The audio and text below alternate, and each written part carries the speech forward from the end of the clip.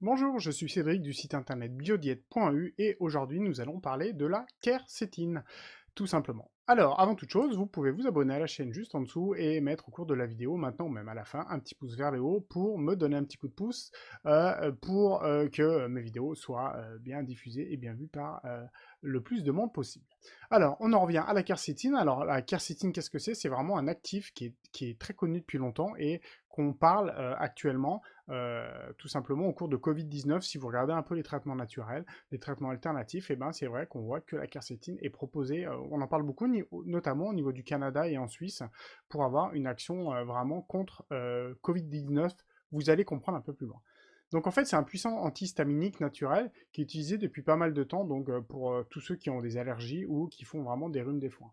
La quercétine permet vraiment alors d'agir sur les symptômes de la manifestation saisonnière des allergies. Donc clairement, le nez qui coule, les yeux qui larmoient, les éternuements, la gorge qui peut chatouiller, tout ça, c'est des symptômes qui sont régulièrement ressentis par, on va dire, les allergiques.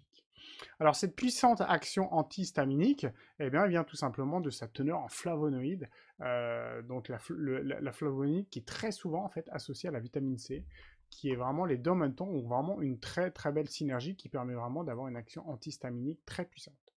Alors où est-ce qu'on la trouve naturellement? Il faut savoir que la quercétine se trouve naturellement dans les oignons, les pommes, l'ail, le brocoli ou les baies rouges. Vous avez encore d'autres aliments, mais ça, c'est les principales.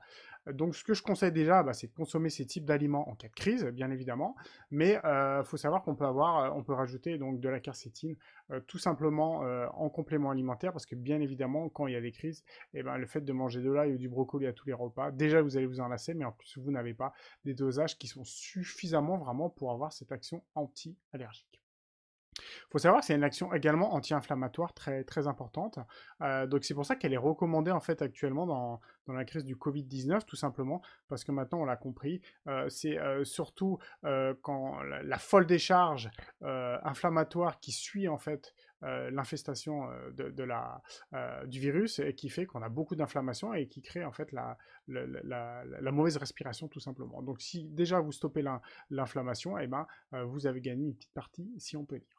Alors nous, on en revient, parce qu'on n'est pas là pour parler de la quercétine dans Covid-19, on est là pour parler de la quercétine lors tout ce qui est allergique. Donc grosso modo, il faut en prendre de 300 à 600 mg par jour quand vous avez vraiment des réactions. Sachez que moi, personnellement, quand je suis avec des patients que je connais, on peut même aller plus loin. Au début, commencez par ça, et après, vous pouvez essayer d'aller plus loin, mais on respecte d'abord ce dosage de 300 à 600 mg par jour pour vraiment avoir une action sur les allergies, donc sur les manifestations, donc avoir une action antihistaminique. Si vraiment vous voulez avoir une action anti-inflammatoire, eh ben là, il faut au moins de 600 et on dit jusqu'à 1200 mg par jour pour avoir vraiment une action qui baisse l'inflammation de manière globale de votre corps.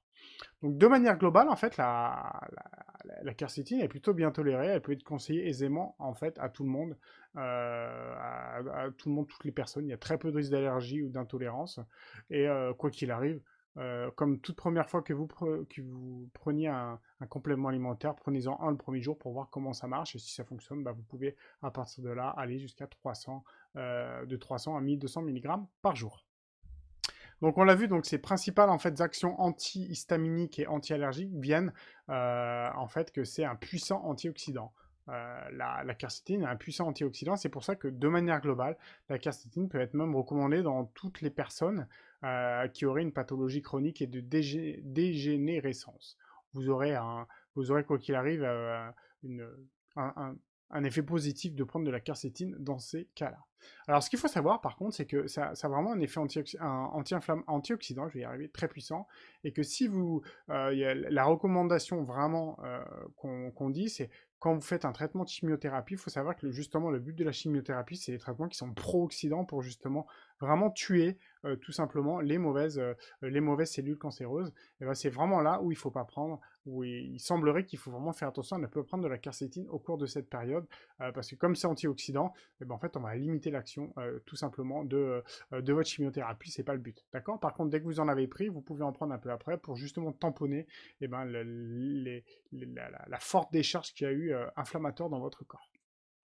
Donc, bien évidemment, le mieux, c'est toujours de demander à votre pharmacien ou à votre médecin si vous avez envie de prendre de la quercétine et que vous avez malheureusement ce type de traitement.